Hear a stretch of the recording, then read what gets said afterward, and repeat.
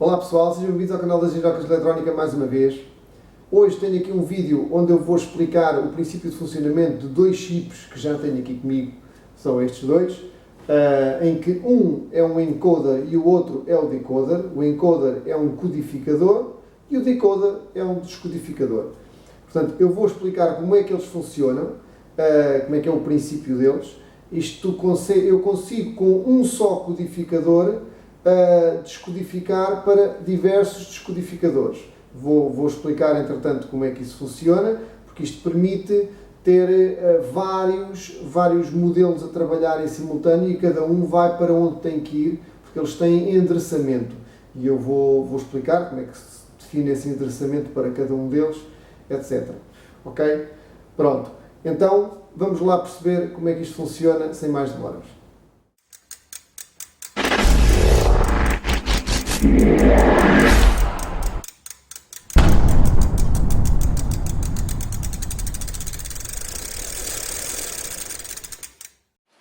Ora bem, então já fui à internet buscar os datasheets do HT12E e do HT12D.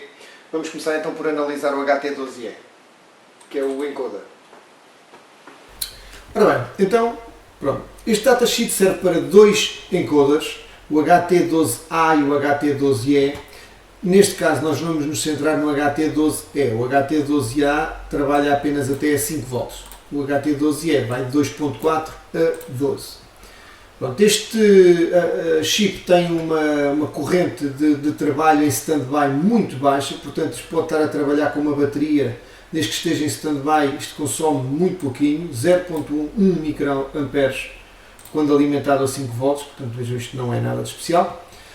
Pronto, depois tem aqui diversos tipos de aplicações usadas para isto e temos aqui esta tabela que indica aqui algumas características do HT12A e do HT12E.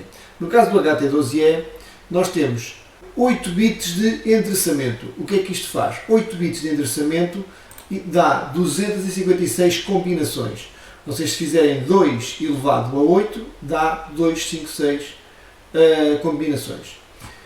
E para transmissão de dados tem 4 bits, ou seja, 2 elevado a 4 dá 16 combinações. Portanto, eu consigo 16 combinações possíveis para enviar dados e consigo 256 combinações possíveis para endereçamento entre o emissor e o receptor.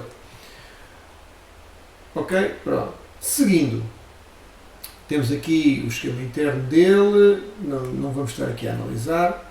Pronto. Temos aqui então o esquema do HT12E, tem aqui de outros, mas nós temos este, eu tenho este, que é o de 18 pins, isto aqui é uma versão de 20 pins em que tem alguns pins não conectados, o 20 e o 1 não são conectados, mas eu tenho este de 18.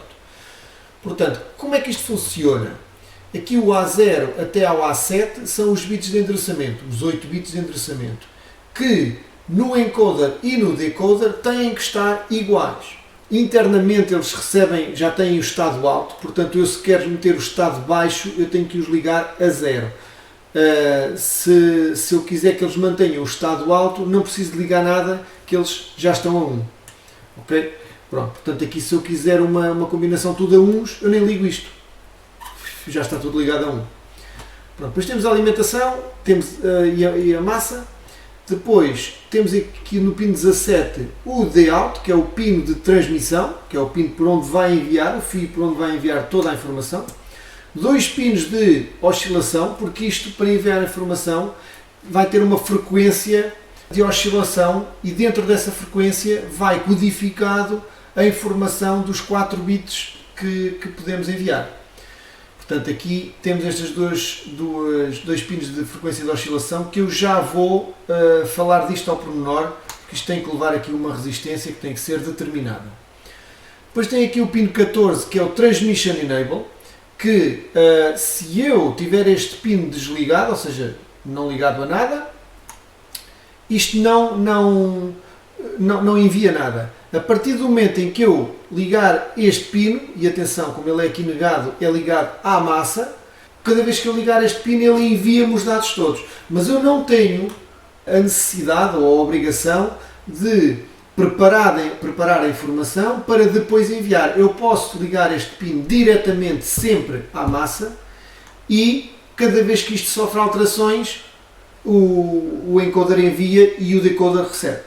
E aqui então são os tais 4 bits de dados para enviar para o decoder. Ora, mais, eu agora queria me centrar, por exemplo, aqui temos aqui este exemplo, onde temos aqui o Transmission Enable, ele está a alto, e enquanto está a alto não há nada a ser enviado no de alto. Quando ele vai abaixo, ele envia um conjunto de 4 words para poder enviar tanto a combinação dos dados do endereçamento ou a combinação dos dados da nossa informação a ser enviada do encoder para o decoder.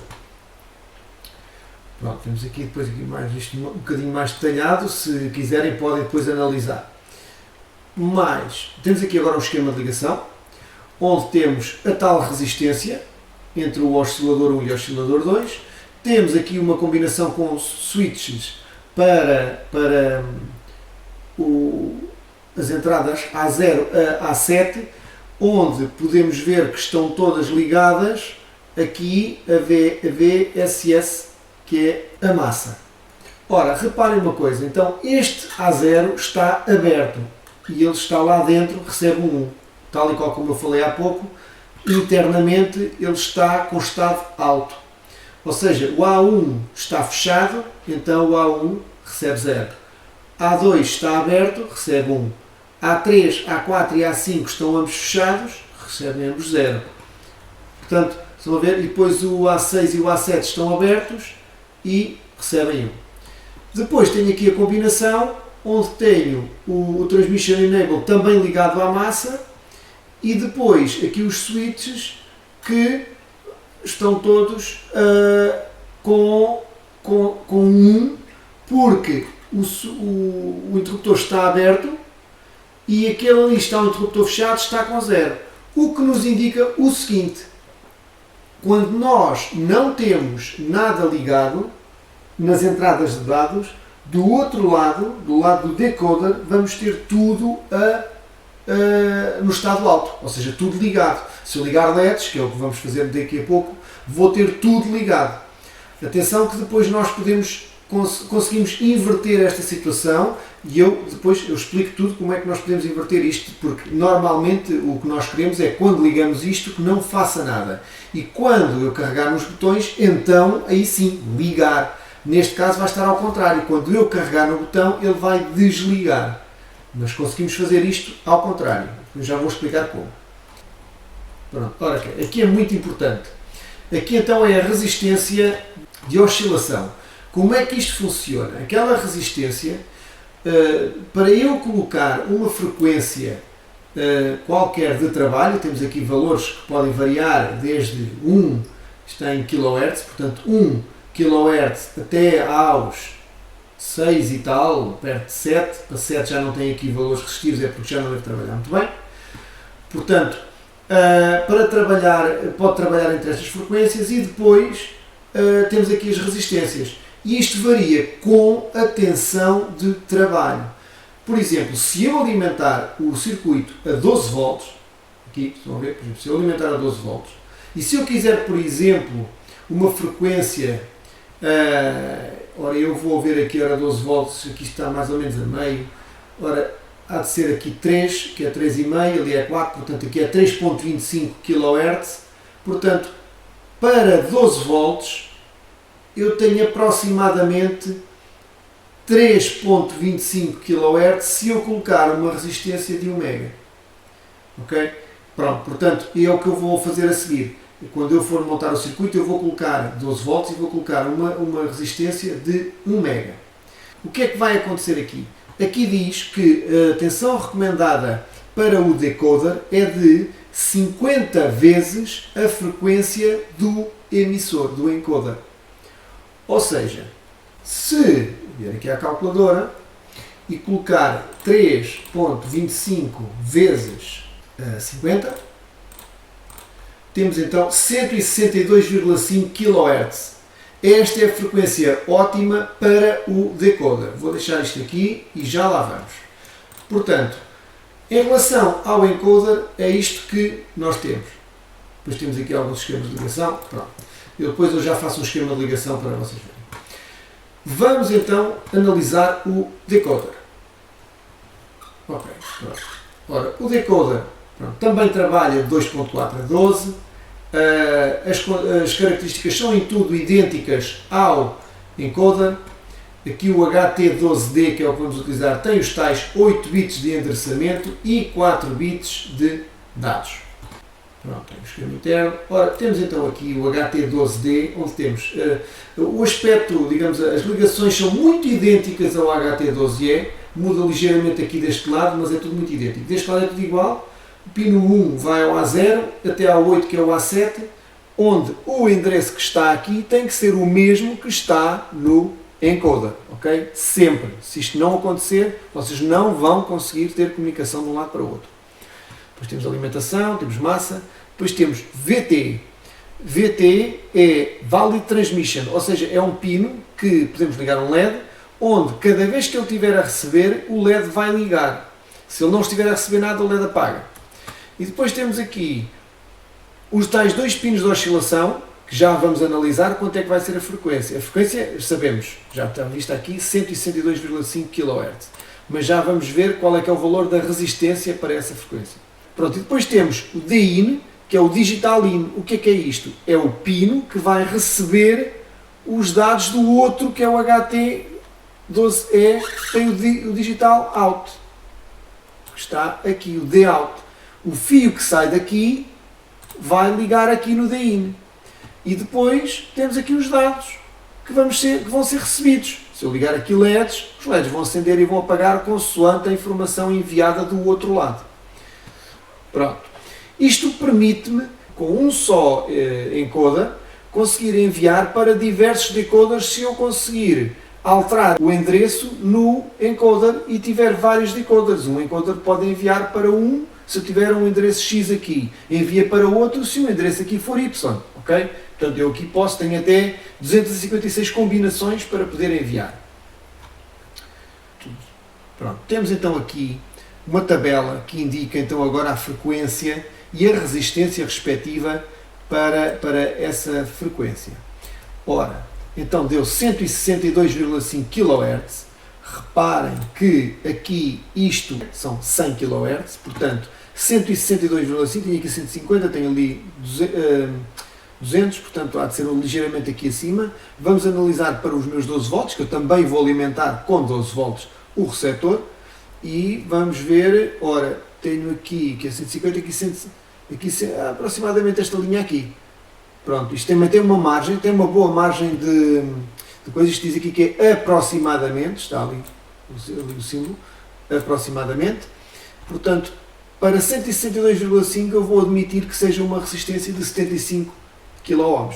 Ou seja, 1 mega no encoder, 75 capas no decoder. Isto para 12 volts. Portanto, isto funciona desta forma. Portanto, agora que já está isto explicado, eu vou montar o circuito, vou desenhar o circuito e depois vamos então montar o circuito, ok? Então vamos lá embora.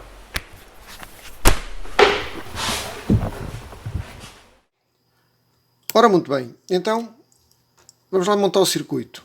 Ora, aqui eu vou ligar uma alimentação, por exemplo, 12 volts, e aqui em baixo vou já colocar aqui uma massa. Eu aqui, nos bits de endereçamento, tenho a opção de escolher. Posso não ligar nenhum, mas eu vou optar por ligar aqui uns quantos. Vou ligar o 1, vou ligar o 2 e vou ligar aqui o 5. Ora, vou ligar isto então à massa. Assim como o 9, que é a massa do próprio circuito. A massa. Todos estes, se eu deixar desligados, vão assumir internamente o valor 1. Portanto, aqui eu vou ter 0, 0, 1, 1, 0, 1, 1, 1.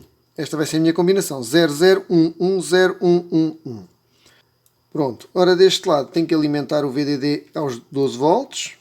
E aqui o oscilador tem que levar aquela resistência de 1 mega ohm, que já vimos há pouco.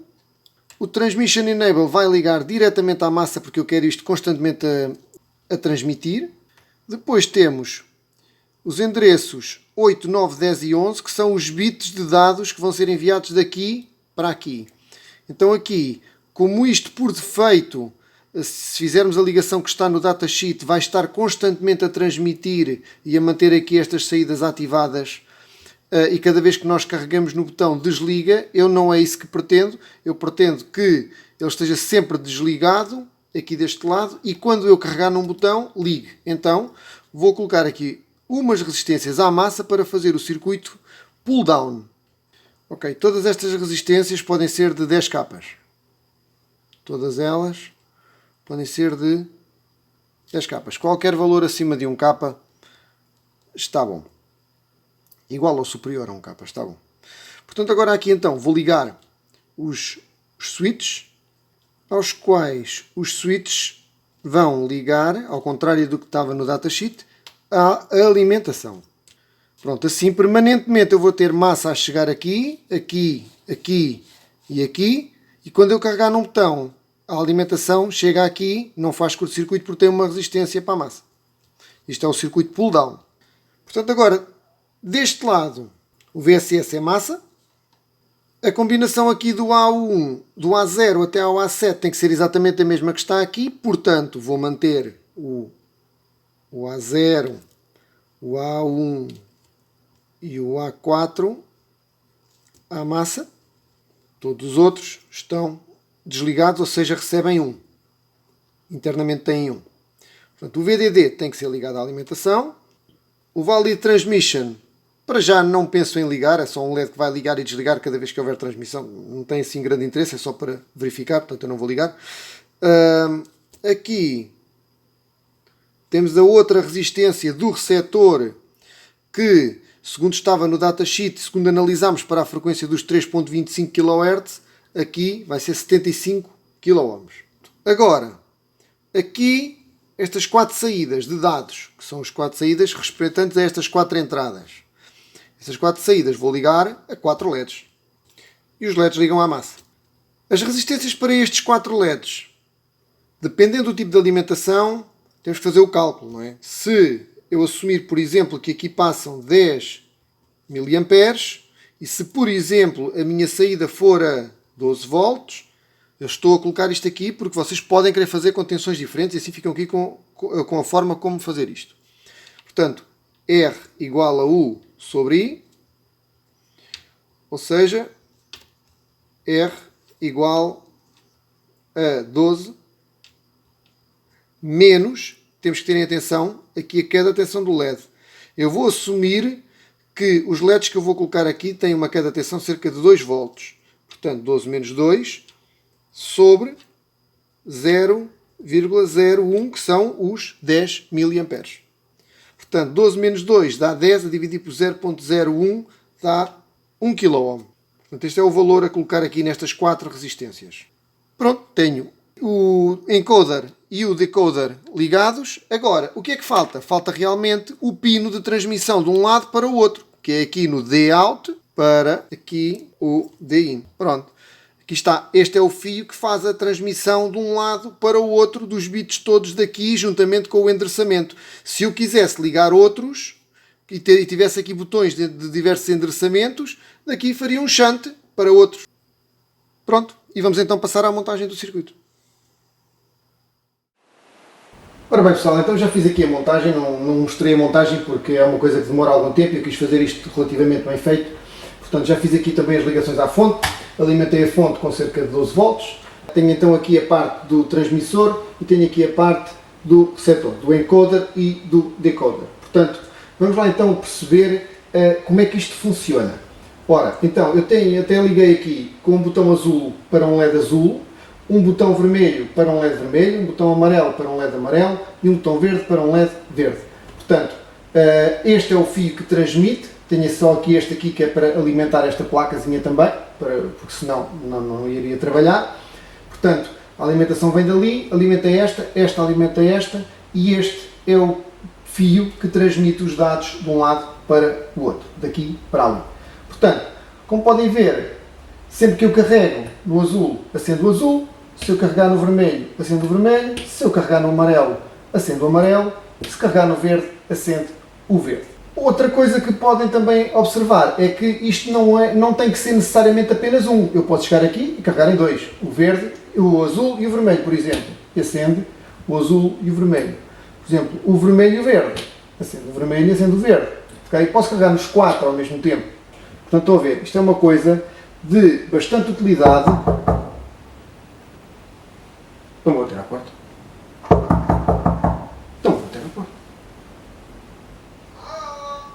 Oi? Mas... Oi? Estou aqui. Onde? Aqui dentro do teu portátil.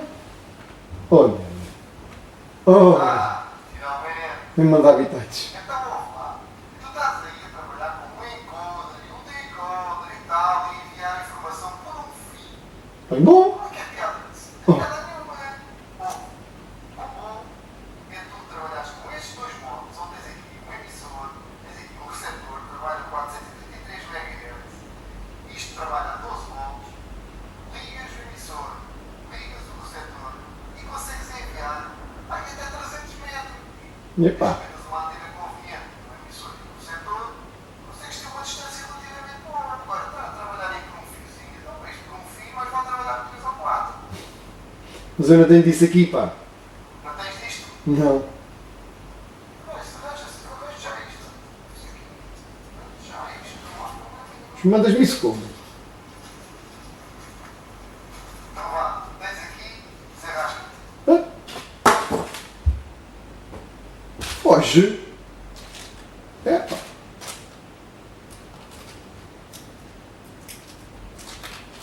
Ok.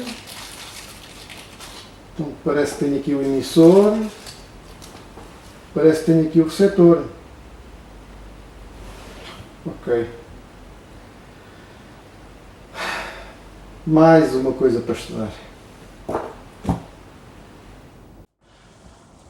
Ora, muito bem, já andei então aqui a estudar isto e como é que isto funciona. Este então aqui é o emissor e este é o receptor, onde este pino que está aqui é a alimentação, vai levar 12 volts. Este pino dali é a massa. E estes dois pinos aqui do meio, os dois, são o data. Eles estão chantados, portanto não interessa ligar num ou ligar no outro, basta ligar em qualquer um dos dois. No caso do emissor, temos a alimentação aqui, 12 volts. Temos o ground do lado de lá. É muito idêntico. E o do meio, só que é só um, enquanto que aqui são dois, e aqui é só um, é o data. Portanto, o que é que eu vou fazer? Vou alimentar este do lado deste circuito, que é o meu emissor. Este fio azul vai ligar aqui ao data. E este aqui, vou tentar ligar este aqui a algures, onde vou alimentá-lo. Vou tentar alimentar este, não sei se depois vai funcionar muito bem, mas vou alimentá-lo com 9 volts, talvez com uma pilha, se conseguir. Senão eu alimento com a mesma alimentação. Eu queria mesmo separar as coisas para verificar que está tudo a trabalhar bem.